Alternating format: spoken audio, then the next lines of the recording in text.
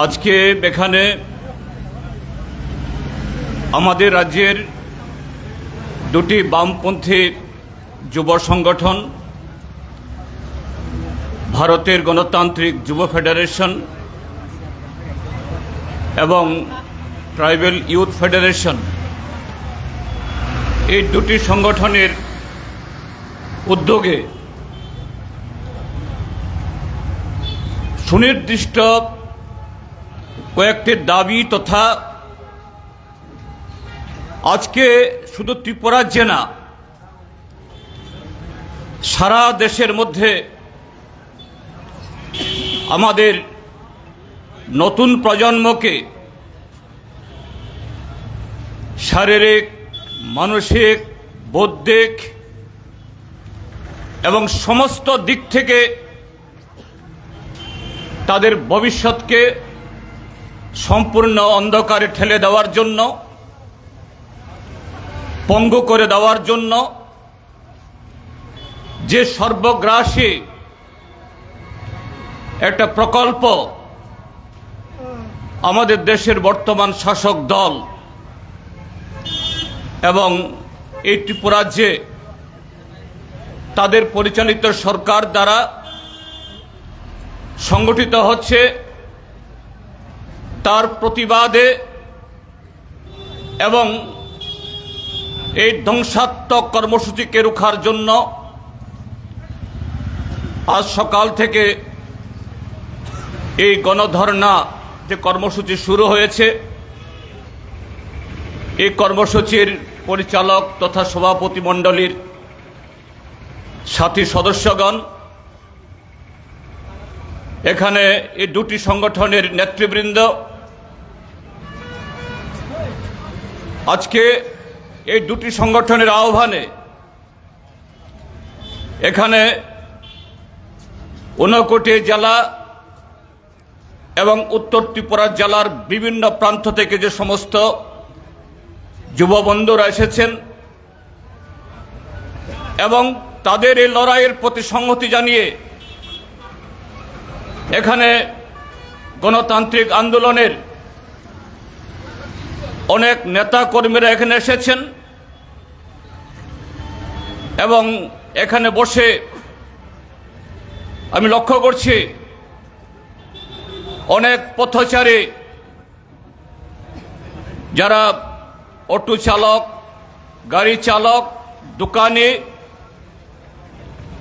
আরও নানা কাজে যারা এই কুমারঘাটে এসছেন তারা দাঁড়িয়ে তারা এই কর্মসূচিতে নেতৃত্বের যুবকদের তার বক্তব্য শুনছেন এবং দূর থেকেও এই মাইকের আওয়াজ যাচ্ছে যারা আমাদের আওয়াজ শুনছেন আমি সকলকে আমাদের এই ত্রিপুরা রাজ্যের গণতান্ত্রিক আন্দোলনের তরফ থেকে এবং আমার নিজের তরফ থেকে শুভেচ্ছা ও অভিনন্দন জ্ঞাপন করছি এবং এই দুটি যুব সংগঠনকে আন্তরিক শুভেচ্ছা জানাচ্ছে একটা অত্যন্ত প্রয়োজনীয় সময়োপযোগী একটা স্লোগান তারা তুলেছেন প্রজন্ম বাঁচাও এবং এই যে শব্দ তারা এখানে প্রয়োগ করেছেন আমি মনে করি রাজ্যের এবং দেশের বর্তমান যে সমস্যা আমাদের দেশের যুব সমাজ এই সমস্যায় প্রতিদিন তিলে তিলে তাদের জীবন যৌবন ধ্বংস হচ্ছে এই জায়গায় এই স্লোগান এটা ক্রমশ আরো জনপ্রিয় হবে এবং আমাদের দেশের এবং রাজ্যের বৃহত্তর অংশের মানুষকে তাদের এই কর্মসূচিতে ডেকে আনবে বাঁচাও বা রক্ষা করার শব্দ যদি প্রয়োগ হয় একটা যদি বোমা ফেলে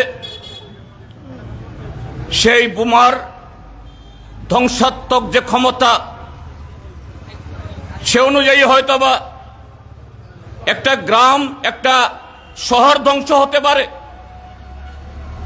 একটা গাড়ি যদি দুর্ঘটনায় পতিত হয় বা কোনো রেল যদি দুর্ঘটনায় নিমজ্জিত হয়, হয়তো সে গাড়ির যারা সওয়ারি, সে ওয়াগনের যারা সওয়ারি 50, 100 বা 200 যে বয়সের হোক, তাদের জীবন চলে যেতে পারে। কিন্তু অন্যের শিরিক থেকে সেরকম ভাবে ক্ষতি করে না। কিন্তু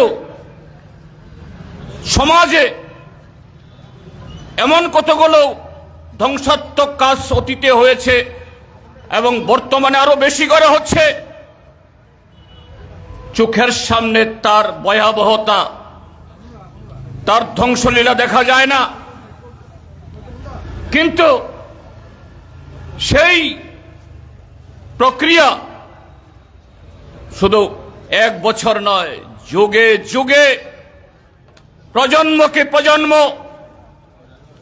সমাজকে, রাষ্ট্রকে, দেশকে সেখানে পঙ্গু করে দেয়, সেখানে তলিয়ে দেয়। আজকে আমাদের দেশে রাষ্ট্রীয় স্বয়ংসেবক পরিচালিত ভারতীয় জনতা পার্টির সরকার উদ্যোগে খুব সকৌশলে, সন্তর্পণে সেই কর্মসূচিগুলো এখানে চলছে। আর আমাদের রাজ্যে গত 15-8 বছর তাদের এই প্রকল্প চরম জায়গায় গিয়ে পৌঁছেছে। আমাদের যুবরা সঠিকভাবে তাদের আওয়াজ তুলেছেন, আঙ্গুল দিয়ে তারা এই বিপদগুলো জনসমক্ষে তুলে ধরছেন। সেটা কি? শুধু কর্মসংস্থান না, ভারতবর্ষের যুবকদের সামনে এই কর্মসংস্থানের স্বপ্ন তুলে ধরে 2014 সালে বছরে 2 কোটি করে বেকারকে চাকরি দেওয়া হবে। ঠিক সে আদলে 2018 সালেও এই ত্রিপুরা রাজ্যের মধ্যে প্রথম বছরে 50,000, তার পরবর্তী 4 বছরে আরো 6.5 লাখ, 5 বছরে মোট 7 লাখ কর্মসংস্থান হবে। এই প্রতিশ্রুতি দিয়ে আমাদের রাজ্যে বিজেপির সরকার গঠিত হয়েছিল। আজকে সে 5 বছর চলে গেছে, আরো প্রায় 3 বছর, আর কয়েক 2টা মাস বাদে অতিক্রান্ত হবে। এ রাজ্যের মানুষ, সচেতন মানুষ, তারা প্রত্যক্ষ করছেন, সকলে উপলব্ধি করছেন 2014 সালের ভারতীয় জনতা পার্টির সে প্রতিশ্রুতির কি হাল। আর ত্রিপুরা রাজ্যের সে ভীষণ ডকুমেন্ট, আরো 298টা প্রতিশ্রুতির সাথে এই কর্মসংস্থানেরও তার হালচিত্র কি? কিছুই না, শুধু ধোঁকা, প্রতারণা। এখানে শেষ না। এই প্রতারিত যুবকদের, তারা যাতে তাদের ব্যথা ভুলে যায়, তাদের সংকট ভুলে যায়,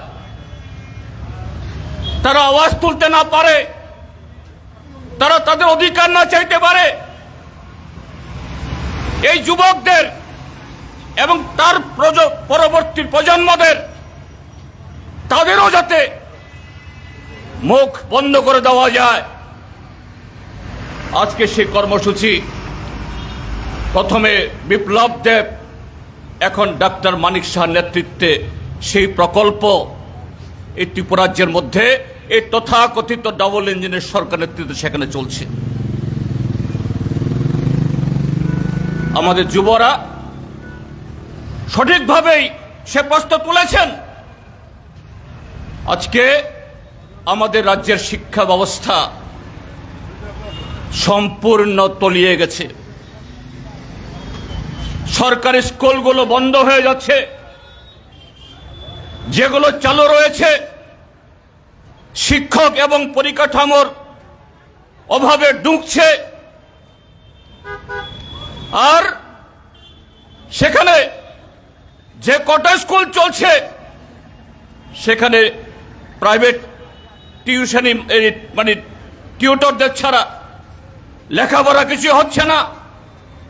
বাধ্য হয়ে এই ত্রিপুরা রাজ্যের মধ্যবিত্ত উচ্চ মধ্যবিত্ত ঘরের ছেলে মেয়েরা তারা প্রাইভেট স্কুলে তাদের ছেলে মেয়েদের নিয়ে যাচ্ছেন। কিন্তু প্রাইভেট স্কুলে গেলেও কি তাদের ভবিষ্যৎ, তাদের একটা ভালো নাগরিক হয়ে গড়ে ওঠার সে সুযোগ সুরক্ষিত এটাও থাকছে না। কারণ উচ্চশিক্ষায় যে সমস্ত প্রতিষ্ঠান আছে আমাদের রাজ্যে, কি সেন্ট্রাল ইউনিভার্সিটি, কি রাজ্যের ইউনিভার্সিটি বা কলেজগুলো, সেগুলো ফ্যাকাল্টির অভাবে অর্থাৎ প্রফেসরের অভাবে এই কলেজগুলোতে লেখাপড়া হচ্ছে না। আর সেই জায়গাতেই আমাদের রাজ্য সরকার গত কয়েক বছরের মধ্যে এ রাজ্যে চারটি প্রাইভেট ইউনিভার্সিটি এখানে খুলে দিয়েছে। কোন ধরনের রুলস রেগুলেশন, পরীক্ষা নিরীক্ষা ভারতবর্ষে এখনো অবধি ইউনিভার্সিটি গ্রান্ট কমিশন, যারা এই প্রতিষ্ঠানগুলোর গুণাবলী নিয়ন্ত্রণ করে, তাদেরকে বৃদ্ধাঙ্গুষ্ঠ দেখিয়ে রাজ্য সরকারের পৃষ্ঠপোষকতায় private college, Aryabhatta international university, Tripura Sundari university, আরো অনেক মেডিকেল কলেজ থেকে শুরু করে ইঞ্জিনিয়ারিং কলেজ,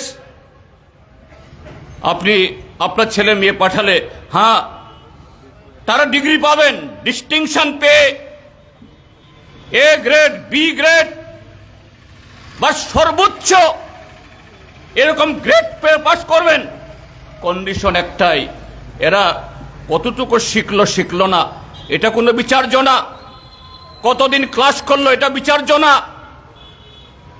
তাদের মেধার স্ফুরণ ঘটলো কি এটা বিচার্য না। শুধু প্রতি সেমিস্টারে টাকা দিয়ে যাবেন, টাকা দেবেন, ডিগ্রি পাবেন, ডক্টরেট পাবেন, কিন্তু সেই ডিগ্রি দিয়ে আপনার সন্তান কোন কম্পিটিটিভ এক্সামে গিয়ে সেখানে টিকবে না। আপনার সন্তান ব্যক্তিগত উদ্যোগেও এরকম ভাবে নিজেকে বা সমাজকে প্রতিষ্ঠিত করার জন্য, কারণ তার ডিগ্রি আছে একেবারে জকজকে টকটকে, কিন্তু সেই ডিগ্রি, যিনি ডিগ্রি ধারণ করেছেন, ডিগ্রি অধিকারী হয়েছেন, তার কোনো কোয়ালিটি তৈরি হয়নি, শিক্ষা তৈরি হয়নি। তাদেরকে অন্ধভক্ত তৈরি করার এই কারখানার মধ্যে পাঠানো হচ্ছে। তাদের সামনে ললিপপ জড়িয়ে দিয়ে তাদেরকে হতাশার অন্ধকারে ঠেলে দেওয়া হচ্ছে। আর সেই হতাশার অন্ধকারের মধ্যে নিমজ্জিত আপনার ঘরের, আমার ঘরের এই সুন্দর ছেলে মেয়েদের, যাদের একটা উজ্জ্বল ভবিষ্যৎ ছিল, স্বপ্ন ছিল, সেই স্বপ্ন, সে ভবিষ্যৎকে ধূলিসাৎ করে দিয়ে হতাশার অন্ধকারে ডুবে থেকে সে নেশাগ্রস্ত হয়, নেশার দিকে ধাবিত হয়। আর সেই জায়গাতে নেশামুক্ত ত্রিপুরা গড়ার নামে আজকে ত্রিপুরা রাজ্যকে নেশার মহাসমুদ্রের মধ্যে ডুবিয়ে দিয়েছে আমাদের যুব সমাজকে। এই যুব সমাজকে যখন নির্বাচন আসবে, শাসক দলের সেরকম কোন উদ্দেশ্য তাদের রূপায়িত করতে হবে, যেহেতু নেশাগ্রস্ত, নানাভাবে অপরাধের সাথে যুক্ত, তাদেরকে ব্যবহার করে একবার, দুবার, তিনবার টিকে থাকা যায় কিনা। গত 2018 ইংরেজির পর যতগুলো নির্বাচন হয়েছে, লোকসভা, গ্রাম পঞ্চায়েত, এডিসি, নগর পঞ্চায়েত, মিউনিসিপ্যালিটি, আমরা সেই ছবিগুলো দেখেছি। আমাদের অপরিচিত ত্রিপুরা, অচেনা ত্রিপুরা, ত্রিপুরাজ্যের মধ্যে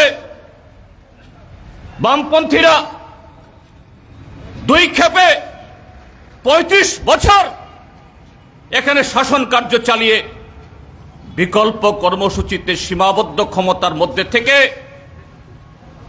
শুধুমাত্র পরিকাঠামো, শিক্ষা, সংস্কৃতি, কর্মসংস্থান, সে সমস্ত ক্ষেত্রে এই ত্রিপুরাজ্যকে ভারতবর্ষের অন্যতম একটা উজ্জ্বল, অন্যতম একটা এগিয়ে থাকা রাজ্যের মধ্যে উপনীত করেনি। তার পাশাপাশি গণতান্ত্রিক চেতনা, গণতান্ত্রিক কাঠামো,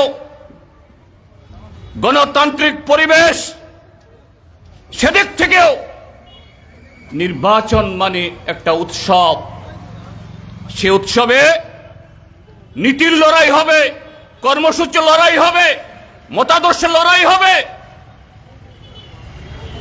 সে উৎসবে এক দল হারবে, আরেক দল জিতবে। যে দল জিতবে সে ভারতের সংবিধান অনুসারে, ভারতবর্ষের ধর্মনিরপেক্ষ গণতান্ত্রিক যে আমাদের ঐতিহ্য, এটাকে অনুসরণ করে সীমাবদ্ধ ক্ষমতার মধ্য দিয়ে তার গ্রাম, তার শহর, এ রাজ্যটাকে কিভাবে আমাদের ভারতবর্ষের মধ্যে অন্যতম এগিয়ে থাকা রাজ্য হিসাবে আরো উজ্জ্বল থেকে উজ্জ্বলতর করা যায়, সে নজির তৈরি করে গেছেন। আর আজ কোন নির্বাচন মানে আতঙ্ক, নির্বাচন মানে প্রহসন,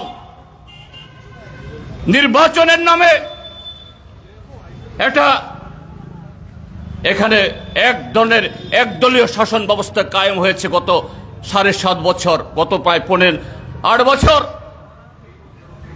এটা এই প্রজন্মকে, কারণ যুব সমাজ আমাদের দেশে বা সারা পৃথিবীতে যেখানে হোক বা যে কালে হোক,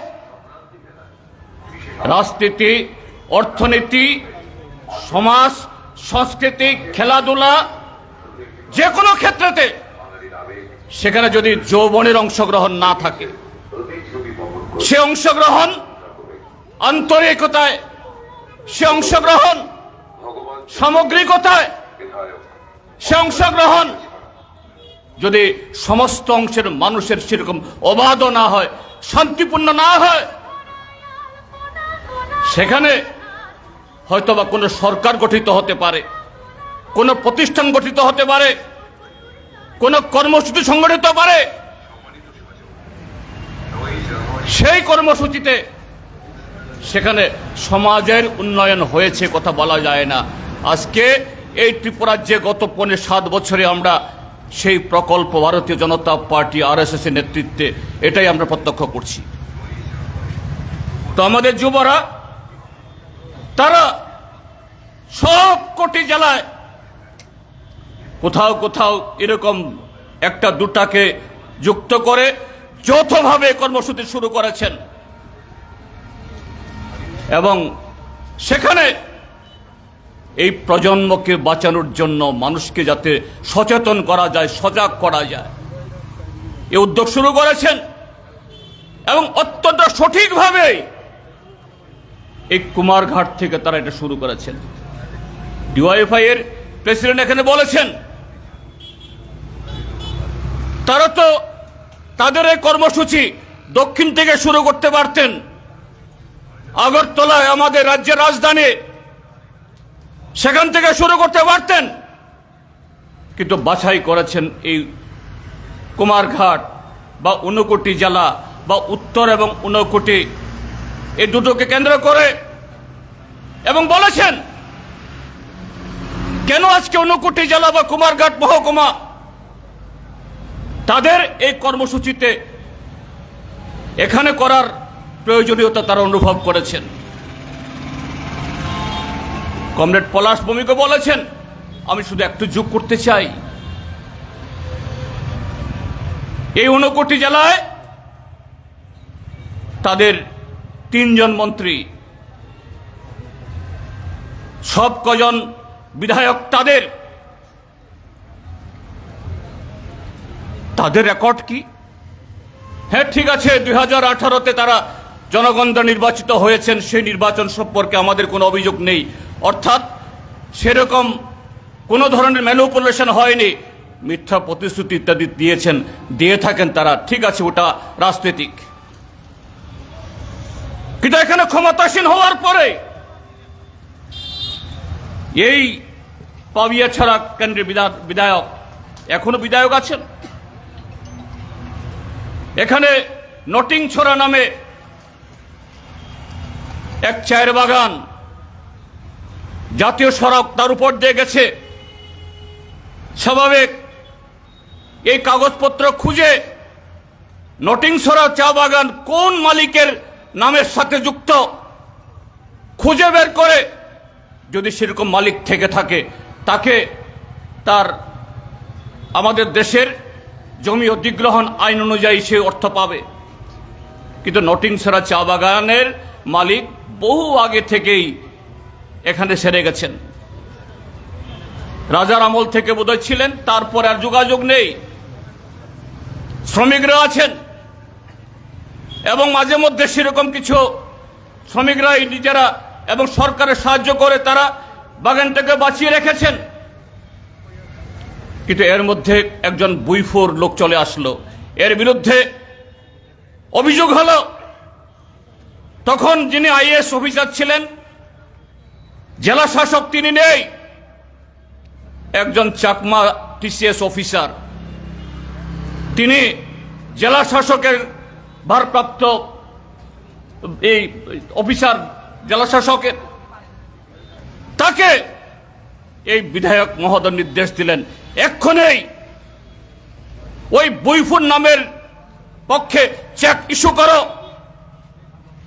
এই চেক ইস্যু হওয়ার পর হইচই শুরু হলো, কিন্তু ইতিমধ্যেই চেক ইস্যু হয়ে গেছে, লক্ষ লক্ষ টাকা নিয়ে চলে গেছে। এই অভিযোগ বিধানসভা উত্থাপন হলো। আমাদের রাজ্যের বর্তমান মুখ্যমন্ত্রী, মাননীয় মুখ্যমন্ত্রী ডাক্তার মানিক সাহা, তিনি বললেন তদন্ত হবে, দোষী কেউ রেহাই পাবে না। প্রতিশ্রুতি দিলেন যদি এই অধিবেশনের মধ্যে যদি তদন্ত রিপোর্ট না হয়, তারপরের অধিবেশন হবে। সেই রিপোর্ট আর প্রকাশিত হয় না, কেননা কেঁচু খুঁড়তে গিয়ে সাপ বেরিয়ে পড়েছে। মাঝখানে ওই চাকমা অফিসার ভদ্রলোক, তার শাস্তি হয়েছে, তার সাসপেনশন হয়েছে এবং অন্যভাবেও বোধহয় তাকে তার এই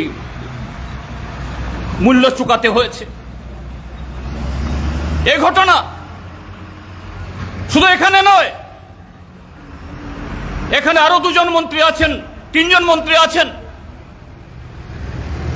ওদের বিরুদ্ধে ওদের যে বক্তব্য, ওরা বিধানসভা নির্বাচনের আগে ভারতীয় নির্বাচন কমিশন এখন ব্যবস্থা করেছে, এফিডেভিট দিয়ে রিটার্নিং অফিসারের কাছে তারপরে মনোনয়নপত্র দাখিল করা সম্ভব, তারা দিয়েছেন। সে এফিডেভিটে 2018 সালে 2023 সালে তারা যে জমা দিয়েছেন, কেউ বিপিএল 2021 সালেই বিপিএল, 18 সাল তো আরো 2-3 বছর আগে। কিন্তু সেই বিপিএল মন্ত্রী মহোদয় মাত্র 2 বছর 2.5 বছর মন্ত্রী হওয়ার পর লক্ষ নয় কোটি কোটি টাকার মালিক, চলনে বলনে একেবারে ওই অনিল আম্বানি, মুকেশ আম্বানি, গৌতম আদানির চাইতেও যেন তারা আরো বেশি পয়সার মালিক। কোত্থেকে আসলো, কার টাকা নিয়ে? এবং এমন ভাবে হিতাহিত জ্ঞান হারিয়ে ফেলেছে, বলছে আমরা তো সোর্স মানি পেয়ে থাকি, অর্থাৎ মন্ত্রী, এটা আমাদের অধিকার। আমি দীর্ঘদিন প্রশাসনের সাথে যুক্ত ছিলাম, 21 বছর মন্ত্রী ছিলাম, 10টা দপ্তর সামলিয়েছি আমার 21 বছরে। এই ত্রিপুরাজ্যের অফিসার থেকে শুরু করে বহু মান্য গণ্য এবং বহু কাজের সাথে যুক্ত মানুষের সাথে পরিচয় সারা ত্রিপুরাজ্যের মধ্যেই। মাঝে মধ্যে দেখা হয়, এখন কেউ কেউ পেশার যুক্ত আছেন, কেউ কেউ নেই। বলেন খেত করে, স্যার আপনারা যখন ক্ষমতায় ছিলেন আপনাদের কাছে আমরা বলতে পারতাম, এমনকি সরকার এই কাজটা আরো যদি জোর দিলে ভালো হয়, এই কাজটা ঠিক হয়নি, আপনারা মনোযোগ দিয়ে শুনতেন। আজকে বলার মতো বলার জন্য কোনো জায়গা নেই। শিক্ষা ধ্বংস হচ্ছে, স্বাস্থ্য ভেঙে পড়েছে, গ্রাম উন্নয়ন বা শহর উন্নয়ন কোনো নীতি নেই, কথা বলার তো কোনো অধিকার নেই। যদি সেখানে তাদের এমন কোনো কথা বলি এরাও খুশি হন, তখন ঘাড়ের উপরে যে কি ধরনের চাপ পড়বে আমরা আতঙ্কে থাকি, কথা বলতে সাহস করি না। তো বললাম কেন বলেন না, কি খুব আপনাদের? বলছেন রাস্তাঘাট, বিদ্যুৎ, স্বাস্থ্য, শিক্ষা, পানীয় জল সব কিছুতে আজকে হিসাব দেখানো হচ্ছে লক্ষ লক্ষ কোটি টাকা। পানীয় জলের ক্ষেত্রে জল জীবন মিশন, অটল জলধারা, জাতীয় সড়ক নির্মাণে হাজার হাজার কোটি, শিক্ষার উন্নয়নে হাজার হাজার কোটি, কর্মসংস্থান তৈরি করার জন্য হাজার হাজার কোটি। দিল্লিতে তাদের একদলীয় সরকার, কাজেই একদিনেই 6 জন 7 জন 8 জন 9 জন মন্ত্রীর সাথে ওরা দেখা করতে পারেন। আর সোশ্যাল মিডিয়ার সুবাদে ছড়িয়ে দেয়, মুখ্যমন্ত্রী গেছেন, উমুক মন্ত্রী গেছেন, এত টাকা স্যাংশন হয়ে আসছে, এত প্রকল্প স্যাংশন হয়ে আসছে। ভালো, যদি এত টাকা স্যাংশন হয়ে থাকে পরিকাঠামো উন্নয়নে, শিক্ষার উন্নয়নে, কর্মসংস্থানে, বেকারদের তাদের ভবিষ্যৎ নির্মাণে, তার প্রতিফলন কোথায়? যদিও বলা হয় সবকা সাথ, সবকা বিকাশ, সবকা বিশ্বাস, কিন্তু ত্রিপুরাজ্যের মধ্যে আজকে একদলীয় সরকার। যদি বিজেপির মিছিলে যদি না হাঁটেন, তাদের অঙ্গুলি হেলনে যদি উঠবস না করেন, রেশন পাওয়া যায় না, জব কার্ড থাকলেও রেগা পাওয়া যায় না, রেগা তো এখন তুলেই দিয়েছে, চাকরি পাওয়া তো দূরস্থ। ঠিক আছে, বিরোধীরা আজকে সারা দেশে ভারতীয় জনতা পার্টি যেখানে যেখানে সরকার যেভাবে যে নীতিতে সরকার চালাচ্ছে, বিরোধীরা এখানে পাবে আমরা সে আশাও করি না। কিন্তু আমরা বলি ভারতীয় জনতা পার্টিকে সরকারে আনার জন্য এবং এই সরকারকে বাঁচিয়ে রাখার জন্য যে সমস্ত যুবকরা তাদের পেছনে হাঁটছেন, এরাও গরিব। আমরা বলতে চাই, আমাদের বামপন্থী যুবরা সে কথাটাই বলছেন, অন্তত তাদের ঘরে সে কর্মসংস্থানের সুযোগ হোক। হচ্ছে কি? হচ্ছে না।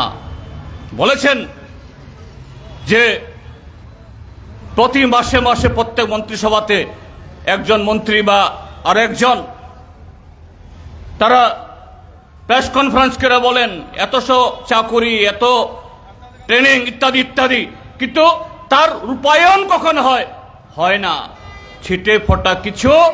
আর সবগুলো আউটসোর্সিং, সে আউটসোর্সিং করে একে তো হলো যে তার শিক্ষাগত যোগ্যতা সে অনুযায়ী কাজ পায় না, MA পাস করা, MSc পাস করা, উকিল পাস করা, ইঞ্জিনিয়ার পাস করা ছেলেরা তাদেরকে চতুর্থ শ্রেণীর কর্মচারী বা পিয়নের কাজ করতে হয়, মুখ বুঝে বলতে লজ্জাও পায়।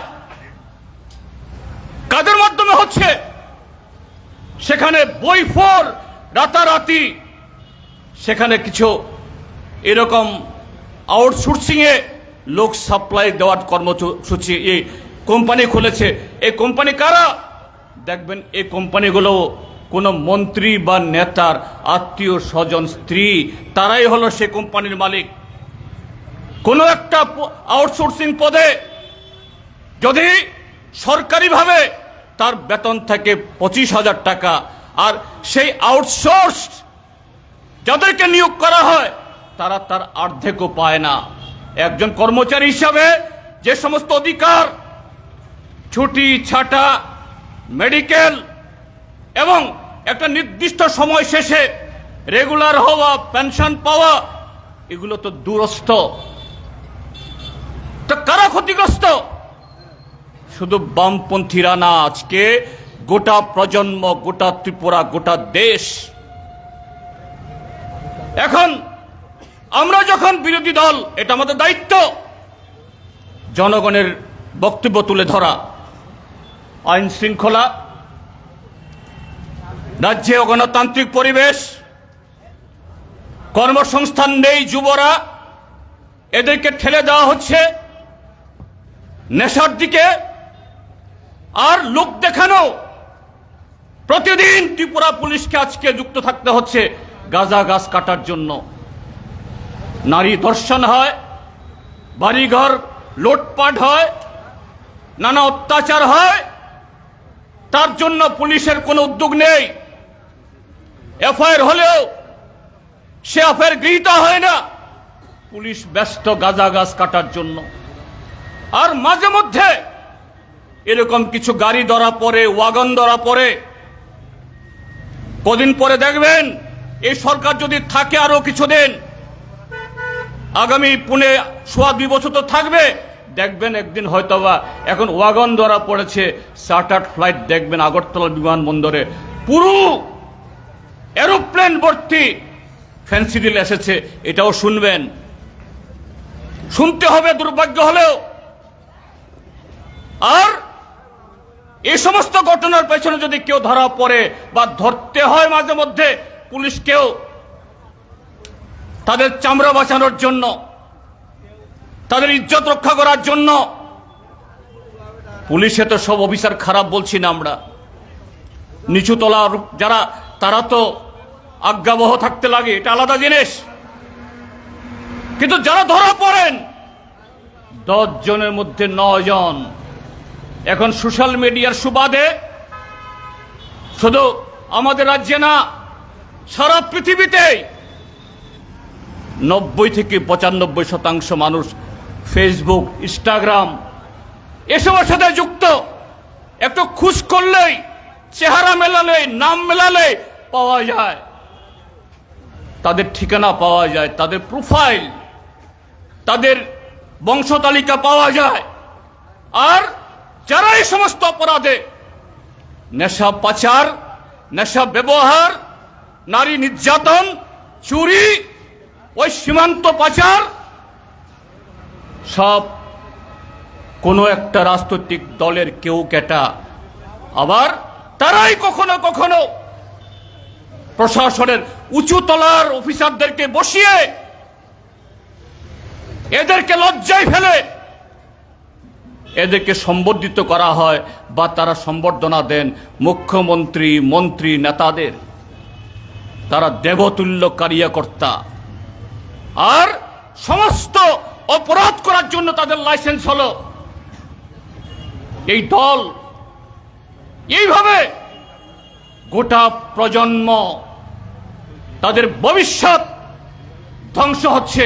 এই প্রজন্ম ধ্বংস হলে পরে কোনো একটা দল না, গোটা ত্রিপুরাজ্য ধ্বংস হবে। সেই জায়গায় আমরা যখন এই কথাগুলি তুলে ধরছি, এখন আমাদের ত্রিপুরাজ্যের মাননীয় মুখ্যমন্ত্রী, তিনি বিজেপি দলের নেতা, একদিকে নিজের যে জোট, এই জোটের অন্যতম শরিক ত্রিপুরা মথা, প্রতিদিন তাদের মধ্যে মল্লযুদ্ধ। কালকেও এই মোহনপুর মহকুমা মাননীয় মন্ত্রী অতুললাল নাথ মহোদয়ের একেবারে সাংঘাতিক এগিয়ে থাকা মহকুমা, এই হেজামারাতে গত এক সপ্তাহ আগে হয়েছে, গতকালও দুজন বিজেপির সমর্থক নাকি মাথার হাতে আক্রান্ত হয়েছে, মাথা ফাটিয়ে দিয়েছে, গুরুতর আহত অবস্থায় জীবিত গেছে। গত এক মাসের মধ্যে প্রায় 20টি ঘটনা, একটা দল আর একটা দলের পার্টি অফিস পুড়ছে, মাথা ফাটাচ্ছে, গাড়ি পুড়িয়ে দিচ্ছে, বাড়িঘরে হামলা করছে, বন্দুকের গুলি চালাচ্ছে। মথার বিরুদ্ধে বিজেপির বিরুদ্ধে মথা। একই দলের সরকার ওই মন্ত্রিসভার মিটিংয়ে, বিধানসভার মধ্যে দেখা যায় আবার এদের মধ্যে কুলাকুলি। যে সমস্ত ইস্যু তুলে ওই ককবরকের রোমান স্ক্রিপ্ট হোক বা ভারত সরকারের সাথে মথার যে চুক্তি হয়েছে, ত্রিপাক্ষিক চুক্তি, এটা কেন রূপায়িত হয় না? মন্ত্রিসভার মধ্যে তো মথা দুজন মন্ত্রী আছেন, বিধানসভাতে দুজন মন্ত্রী সহ 13 জন এমএলএ আছেন। সেখানে এই সমস্ত ইস্যু নিয়ে কোনো বিতর্ক হয় না, কোনো বিবাদ হয় না, বরঞ্চ আমরা বিরোধী দলের পক্ষ থেকে মাঝে মধ্যে তাদের সহযোগিতা করার জন্য আমরা উত্থাপন করি। ত্রিপাক্ষিক চুক্তি, মথা যেটাকে বলে ত্রিপ্রাসা চুক্তি, তার বর্তমান স্ট্যাটাস কি? উত্তর নাই। ককবরকের স্ক্রিপ্ট নির্বাচনের সময় যা বলে হ্যাঁ সব ঠিক,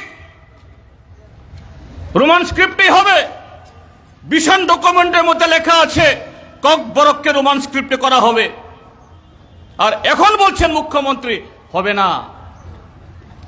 হাজার হাজার ছাত্রছাত্রীর ভবিষ্যৎ ধ্বংস করে দিচ্ছে। এই কথাটা তারা মন্ত্রিসভা আলোচনা করতে পারে, বিধানসভা আলোচনা করতে পারে, 3 দলের রাজনৈতিক বৈঠকে, জোটের বৈঠকে আলোচনা করতে পারে। সেখানে আলোচনা না করে রাস্তা রুখু করে, ট্রেন রুখু করে, জলের গাড়ি, অ্যাম্বুলেন্সকে যেতে না দিয়ে কেন এ রাজ্যের নিরীহ পাবলিক, পাহাড়ের বা সমতলের, এদেরকে হয়রানি করা হচ্ছে? এটা দ্বিচারিতা না? এই কথাগুলো যখন বলছি, মাননীয় মুখ্যমন্ত্রী এখন একদিক থেকে নিজেদের অস্তিত্ব রক্ষা করার জন্য, অন্যদিক থেকে ত্রিপুরা মথাও নতুন নতুন স্লোগান আনছে, আর বলছে সমস্ত অসত্য, বাস্তবের সাথে সাযুজ্যহীন, কল্পনা প্রসূত সমস্ত অভিযোগ সিপিএম এর কারণে নাকি তারা কিছু করতে পারছে না। সিপিএম এর কারণে তাদের এক ত্রিপুরা, শ্রেষ্ঠ ত্রিপুরা, ত্রিপুরাজ্যকে মডেল রাজ্য গড়ার যে স্বপ্ন, এটা বাস্তবায়িত হচ্ছে না। আর ইতিহাস না জেনে বলছে সিপিআইএম এডিসি নির্মাণে বিরোধিতা করেছে, মেডিকেল কলেজ স্থাপনে নাকি অন্য কোনো দল আন্দোলন করে মেডিকেল কলেজ এনেছে। এই ত্রিপুরাজ্যে নাকি তারাই রেলওয়ে আনার জন্য আন্দোলন করেছে। এই ত্রিপুরাজ্যে 80 দাঙ্গায়, এই দাঙ্গার সাথে যারা যুক্ত, 80 সাল থেকে 2012-13 সাল অবধি এটিপিএলও, টিএনবি, এনএলএফটি, টাইগার ফোর্সের নামে যারা শত শত লোককে খুন করেছে, অপহরণ করেছে, তাদের অনেকেই আমাদের মাননীয় মুখ্যমন্ত্রী যদি বাম দিকে তাকান এদেরকে দেখবেন, ডাইন দিকে তাকান তাদেরকে দেখবেন, তাদের পেছনে যারা বসে আছেন সেটার দিকে তাকান তাদেরকে দেখবেন। এদের না উচ্চারণ না করে বলছেন বামপন্থীরাই সব করিয়েছে, বামপন্থীরাই দাঙ্গা করেছে, বামপন্থীরাই সন্ত্রাসবাদ তৈরি করেছে। যে বামপন্থী, তাদের ডজনে ডজনে মন্ত্রী, এমএলএ, এডিসি মেম্বার, চেয়ারম্যান এই টিএনবি, এনএলএফটি, টাইগার ফোর্স এদের হাতে প্রাণ দিয়েছেন, শহীদ হয়েছেন আরো অসংখ্য পুলিশ, টিএসআর, নিরীহ মানুষের সাথে। আর সেই বামপন্থীদের যারা উগ্রপন্থা দমনের জন্য, রাজ্যে শান্তি স্থাপনের জন্য এত মূল্য দিল, তাদের বিরুদ্ধে তিনি কথা বলছেন। আর কি বলছেন? সিপিআইএম আমাদের দলের ভেতরে আমাদের মধ্যে মারামারি লাগিয়ে, একটার পেছনে আরেকটাকে লাগিয়ে, টিপরা মথার বিজেপির মধ্যে ভুল বুঝাবুঝি সৃষ্টি করে একেবারে নাম ধরে বলছেন আমাদের leader of opposition Jitendra Chowdhury পেছনের দরজা দিয়ে ক্ষমতা আসতে চাইছেন। আমি মাননীয় মুখ্যমন্ত্রী তথা বিজেপি বা এ রাজ্যের ৪৪ লক্ষ মানুষকে সাক্ষী রেখে বলতে চাই, সিপিআইএম কখনো ক্ষমতার জন্য লালায়িত না। সিপিআইএম ক্ষমতায় আসবে জনগণের সমর্থনে, জনগণের সমর্থনের উপরে ভর করে। সিপিএম কখনো পেছনের দরজা দিয়ে লোকসভা করে কোন সময়তেই সারা দেশে আমাদের এরকম কোনো নজির নেই এবং আগামী দিন হবেও না। কিন্তু বন্ধুরা, মাননীয় মুখ্যমন্ত্রী যখন কথাটা বলছেন তাকে বলতেই হয়, ত্রিপুরা রাজ্যের বিজেপি সমর্থকরা তাদেরও এটা জানা দরকার। ত্রিপুরা রাজ্যেও বামপন্থীরা ৩৫ বছর ৪টা বাম দল আমরা সরকার চালিয়েছি, একটিবারের জন্য শুনেছেন সিপিএম এর বিরুদ্ধে সিপিআই কোন অভিযোগ করেছে? আরএসপির বিরুদ্ধে ফরওয়ার্ড ব্লক কোন অভিযোগ করেছে? আর একই জোটে আছে, একই সরকার আছে, আগরতলা শহরে বিভিন্ন জায়গায় শরিক দলের সমর্থকরা এরা স্লোগান তোলেন, মুখ্যমন্ত্রী হাই হাই, মানিক সাহা হাই হাই, বিজেপি হাই হাই।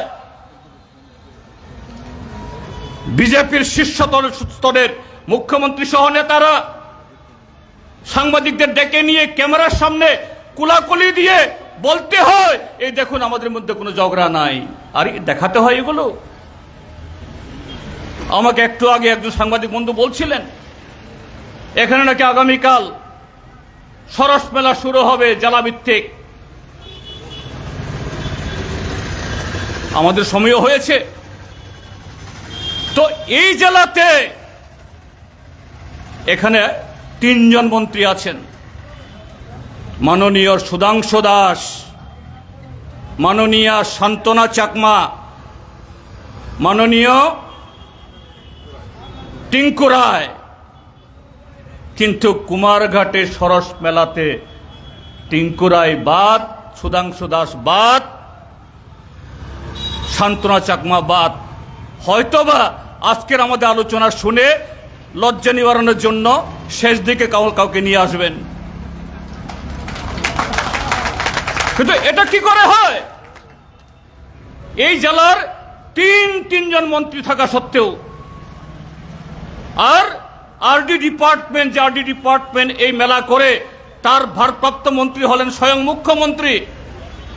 ঠিক আছে, মুখ্যমন্ত্রী অনেক ব্যস্ত, তাকে আনলেন না। একজন সাংসদ, এর পেছনে খেলাটা কি? এর জন্য কি রাজনীতিক হতে হয়? রাজনীতিক হতে হয় না। এই কুমারঘাটবাসী প্রায় প্রত্যেকে জানেন মুখ্যমন্ত্রীর সাথে ভগবান দাস সাহেবের অহিনকুল সম্পর্ক। আর সেই ভগবান দাসের ভগবান হলো বিপ্লব কুমার দেব। কাজেই মুখ্যমন্ত্রী বা অন্য 3 জন মন্ত্রী আমন্ত্রিত না হয়ে বিপ্লব কুমার দেব আবার এখানে এসে তিনি বলবেন ওই রামায়ণের সময়েতেই, এই মহাভারতের সময়েতে ইন্টারনেট আছে, এরকম আবুল তাবুল আবার কালকেও শুনবেন আপনারা, একটু মজা পাবেন। আপনাদেরকে বিনা পয়সায় বিনোদন দেওয়ার জন্য এই ব্যবস্থা ভগবান বাবু করেছেন। এগুলো কি? আর বলছেন আমরাই ঝগড়া লাগি। কেন ঝগড়া লাগাবো আমরা? মথার সাথে আপনার বিরোধ নেই। গত পরশুদিন ছামনুতে দাঁড়িয়ে মনুতে দাঁড়িয়ে কি বলেছেন?